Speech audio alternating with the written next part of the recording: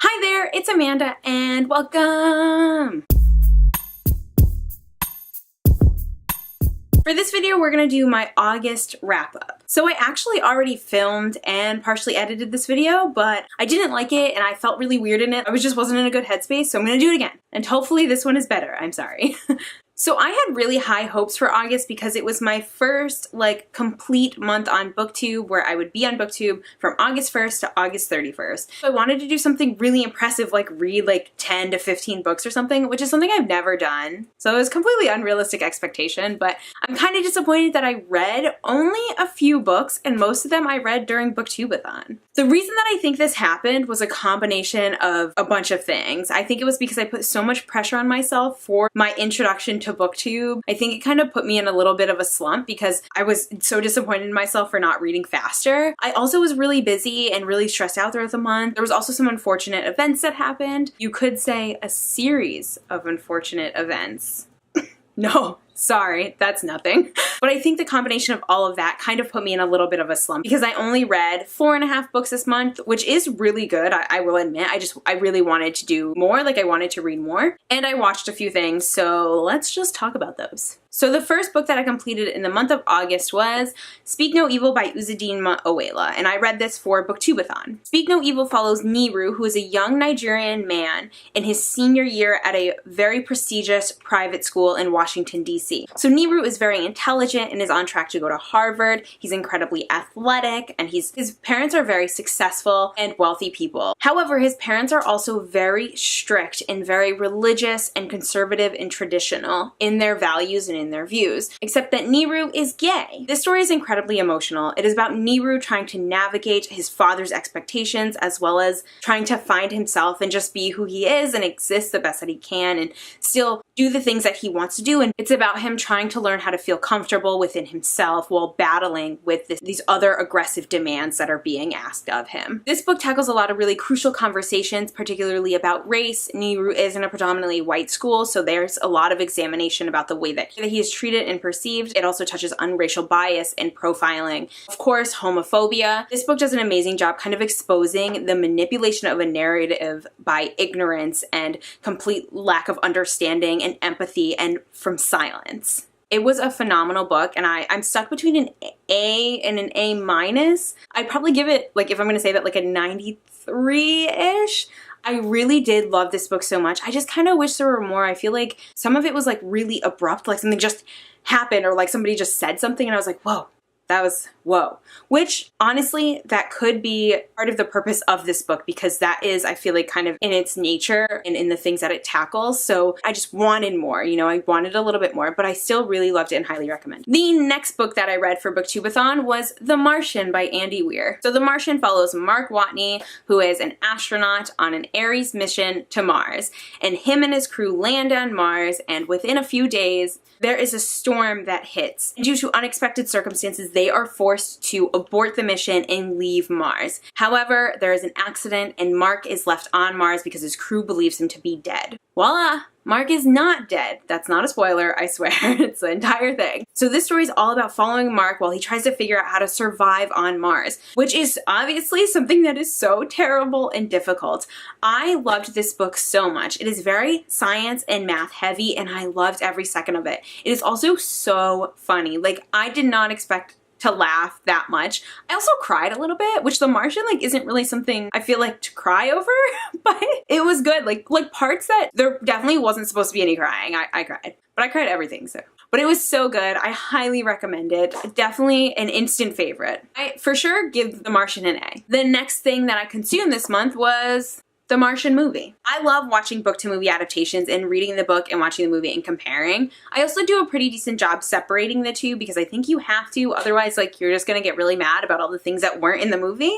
I try not to compare them too much, but of course I did a little bit. I really liked this movie for itself. I would give it a B plus probably by itself. I thought it was funny. I thought the acting was done well. There were some things in it that I thought were a little bit funky and that I kind of questioned. I just thought they were weird. Not just because they were changes from the book. If I was rating it on its adaptation of the book, I'd probably give it more like a B. So not a B plus, but a B. I would just knock it down a little bit because there was some stuff that I didn't mind some of the changes, but there was some stuff that I was like, why did you change that? That's weird. This is a weird thing.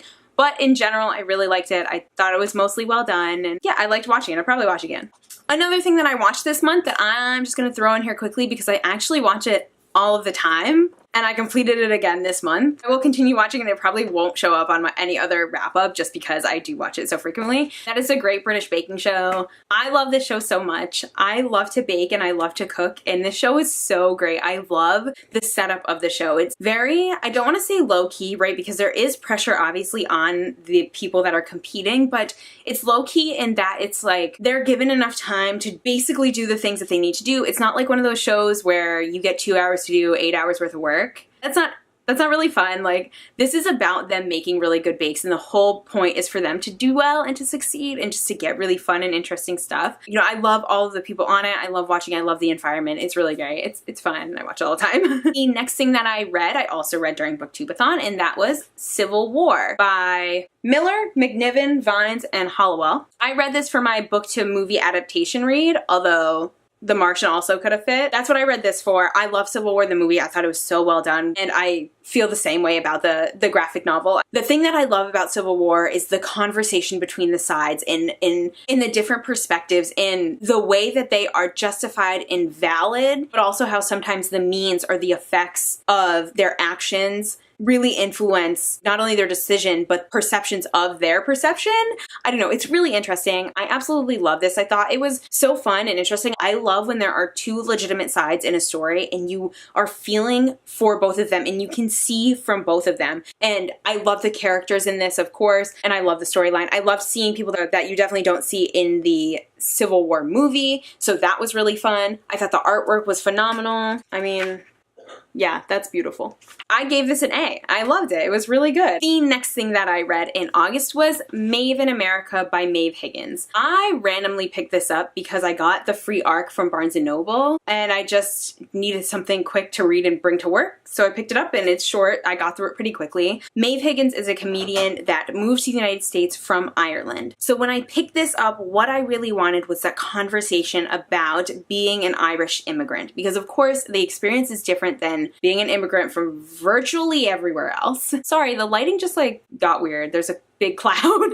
But anyway, I wanted to hear the conversation about what it meant to be Irish in America versus what it means to be Irish in Ireland. I'm the descent of Irish immigrants. My great-grandparents came from Ireland. So I just wanted to hear Maeve's perspective on what it means to be Irish, because it is different what it means to be Irish in Ireland versus what it means to be Irish in America. I also wanted a conversation about the way that people have kind of used Irish history and the treatment of Irish people in the past as a way to unjustifiably kind of devalue certain political movements now. And I got these conversations. I got the things that I wanted. I got the conversation about immigration and I got the conversation about race and how Irish immigrants kind of took advantage of their whiteness to excel in society.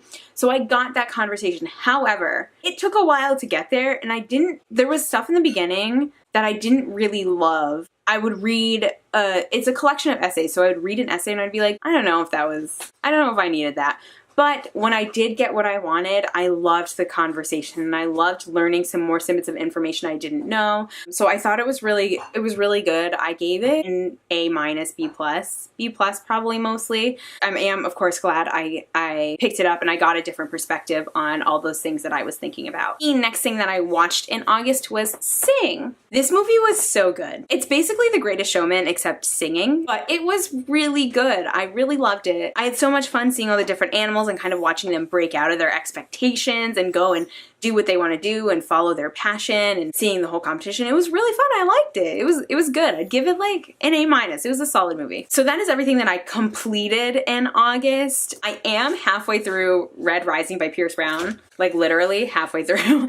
So I plan on finishing this in September and this will be in like my September WTR. I'm sorry that there wasn't a lot on there and sorry if it got a little bit rambly. Sometimes I do that, but thank you so very much for watching. Please let me know down below if you've read any of these, what you thought about them. Let me know anything that you watched or read in August. I have social media links down below. Please like and subscribe if you feel, and I will see you very soon. Bye!